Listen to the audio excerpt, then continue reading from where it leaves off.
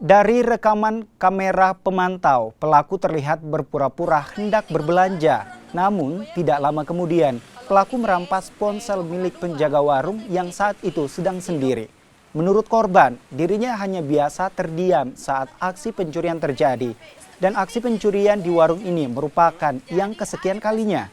Korban kini telah melaporkan kejadian ini ke polisi. Waktu hari Jumat ya? Malam. Jam subuh. Subuh ya kejadiannya ya? Berapa orang ini? Ya sendiri sih. Sendiri? Iya. Dia itu modusnya bagaimana waktu dia beraksi? Beli rokok Sampurna besar, terus pura-pura ambil uang di motor toh, terus nak kasih sandar di motornya, baru nak kasih nyala memang.